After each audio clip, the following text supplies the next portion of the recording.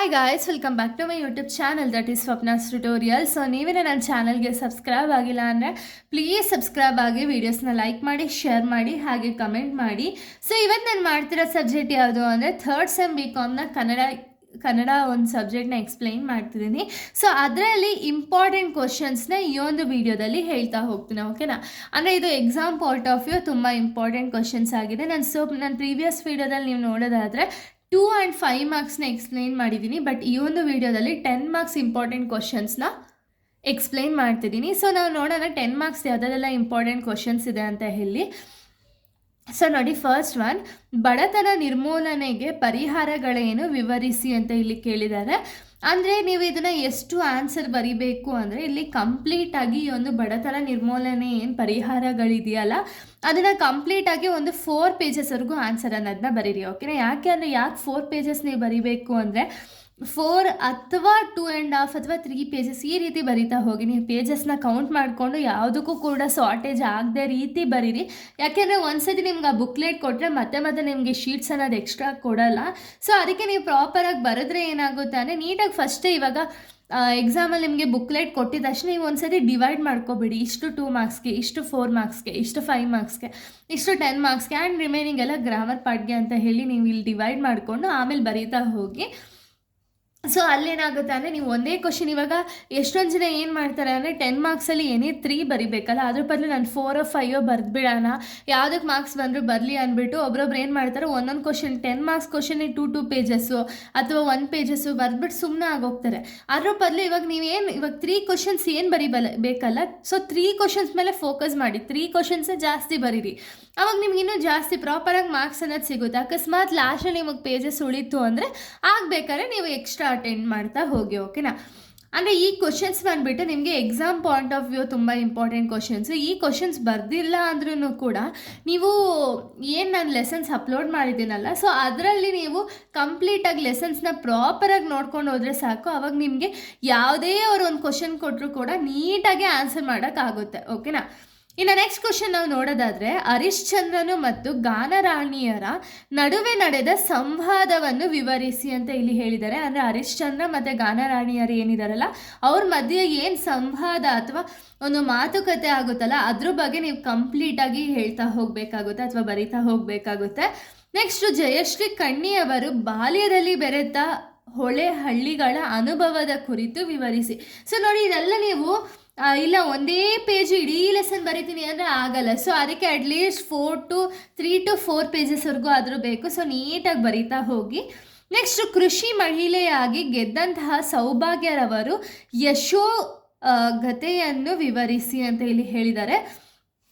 So ಇದ್ರ ಬಗ್ಗೆ ನೀವು ಕಂಪ್ಲೀಟಾಗಿ ಬರೀತೀರಾ. ನೆಕ್ಸ್ಟು, ಬಾಯಲ್ಲಿ ಬಸವ ಎದೆಯಲ್ಲಿ ವಿಷ ಎಂಬ ಹೇಳಿಕೆಯನ್ನು ಅಣ್ಣ ಬಸವಣ್ಣ ಪದ್ಯದ ಹಿನ್ನೆಲೆಯಲ್ಲಿ ವಿಶ್ಲೇಷಿಸಿ ಅಂತ ಹೇಳಿ ಕೊಟ್ಟಿದ್ದಾರೆ. ಅಂದರೆ ಇಲ್ಲಿ ಬಸವಣ್ಣ ಅವ್ರು ಹೇಳಿದಾರಲ್ಲ, ಬಾಯಲ್ಲಿ ಬಸವ ಅಂತಾರೆ, ಅಂದರೆ ಒಳ್ಳೆ ಮಾತುಗಳನ್ನ ಆಡ್ಬಿಟ್ಟು ಏನು ಎದೆಯಲ್ಲಿ ವಿಷಯ ಅನ್ನೋದನ್ನ ಇಟ್ಕೊಂಡು ಬೇರೆಯವ್ರ ಮುಂದೆ ಎಲ್ಲ ನಾನು ತುಂಬ ಒಳ್ಳೆಯವನು, ತುಂಬ ಚೆನ್ನಾಗಿ ನಿಮ್ಮನ್ನೆಲ್ಲ ನೋಡ್ಕೊಳ್ತೀನಿ ಹಾಗೆ ಹೀಗೆ ಅಂತ ನಾಟಕ ಮಾಡ್ತಾರಲ್ಲ, ಅಂಥವ್ರ ಬಗ್ಗೆ ಬಸವಣ್ಣ ಏನು ಹೇಳಿದ್ದಾರೆ ಅಥವಾ ಕಂಪ್ಲೀಟಾಗಿ ಅಣ್ಣ ಬಸವಣ್ಣಂದು ಕಂಪ್ಲೀಟ್ ಸ್ಟೋರಿನ ನೀವು ಇಲ್ಲಿ ಬರೀಬೇಕಾಗುತ್ತೆ, ಓಕೆನಾ.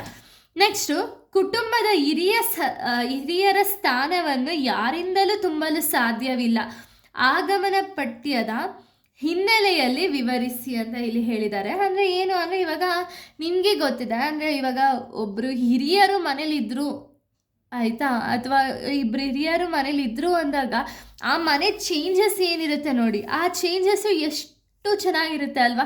ಅಂದರೆ ಅವ್ರು ಬೇಗ ಎದ್ದೊಳೋದಾಗಿರ್ಬೋದು ಅಥವಾ ಬೇಗ ಮಲಗೋದಾಗಿರ್ಬೋದು ಅಥವಾ ಏನಾದ್ರು ಒಂದು ಆ್ಯಕ್ಟಿವಿಟೀಸ್ನ ಮಾಡೋದಾಗಿರ್ಬೋದು. ಇದರಿಂದ ಏನಾಗುತ್ತೆ ಅಂದರೆ ಮಕ್ಕಳು ಮೈಂಡ್ಸೆಟ್ಟಲ್ಲಾಗಿರ್ಬೋದು ಅಥವಾ ಪೇರೆಂಟ್ಸ್ ಮೈಂಡ್ಸೆಟ್ಟಲ್ಲಾಗಿರ್ಬೋದು ಎಲ್ಲನೂ ಫುಲ್ ಚೇಂಜಸ್ ಅನ್ನೋದು ಆಗೋಗುತ್ತೆ. ಫಸ್ಟಿಗೂ ಇವಾಗ ಹಿರಿಯರು ಮನೆಗೆ ಬಂದಮೇಲೂ ಕಂಪ್ಲೀಟ್ ಚೇಂಜಸ್ ಆಗುತ್ತೆ. ಸೊ ಅದ್ರ ರಿಲೇಟೆಡ್ ಕಂಪ್ಲೀಟಾಗಿ ಬರೀತಾರೆ. ನೆಕ್ಸ್ಟು, ಕಾಲ ಬದಲಾದಂತೆ ಸಂತೆಗಳು ಪರಿಕಲ್ಪನೆಯು ಹೇಗೆ ವಿಸ್ತಾರಗೊಳ್ಳುತ್ತಿದೆ ವಿವರಿಸಿ ಅಂತ ಇಲ್ಲಿ ಹೇಳಿದ್ದಾರೆ. ಕಂಪ್ಲೀಟ್ ಸಂತೆಗಳು ಸ್ಟೋರಿನೇ ಬರೀರಿ ನೀವಿಲ್ಲಿ. ನೆಕ್ಸ್ಟ್, ಸಿನಿಮಾದಷ್ಟು ಸಾಹಿತ್ಯ ಅಪಾಯಕಾರಿಯಲ್ಲ, ಲೇಖಕಿಯ ಹೇಳಿಕೆಯನ್ನು ಸಾಹಿತ್ಯ ಮತ್ತು ಚಲನಚಿತ್ರ ಅಂತರ ಸಂಬಂಧದ ಪಠ್ಯದ ಹಿನ್ನೆಲೆಯಲ್ಲಿ ಚರ್ಚಿಸಿ ಅಂತ ಇಲ್ಲಿ ಕೇಳಿದ್ದಾರೆ. ಇದು ಕೂಡ ಕಂಪ್ಲೀಟ್ ಡೀಟೇಲ್ಸ್ನ ನೀವು ಬರೀಬೇಕಾಗುತ್ತೆ. ಇನ್ನು ನೆಕ್ಸ್ಟ್ ಕ್ವಶನ್ ನಾವು ನೋಡೋದಾದರೆ, ಬಸವಣ್ಣನ ಹೆಸರನ್ನು ಬಳಸುತ್ತಾ ಕ್ರೌರ್ಯ ಮೆರೆಯುವವರ ಕಂಡು ಬೆರಗಾದ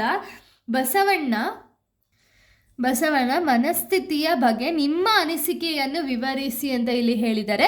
ಸೊ ಇದು ಕೂಡ ಕಂಪ್ಲೀಟಾಗಿ ನೀವು ಬರೀತಾ ಹೋಗ್ತೀರಾ. ಇನ್ನು ನೆಕ್ಸ್ಟ್ ಬಂದ್ಬಿಟ್ಟು ಕಾಣೆಯ ಪ್ರತಿಭಟನೆಯ ಸ್ವರೂಪವನ್ನು ಚರ್ಚಿಸಿ ಅಂತ ಇಲ್ಲಿ ಹೇಳಿದ್ದಾರೆ. ಇದು ಕೂಡ ನೀವು ಕಂಪ್ಲೀಟ್ ಡೀಟೇಲ್ಸ್ ಅನ್ನೋದೇ ಬರಿಬೇಕು, ಓಕೆನಾ.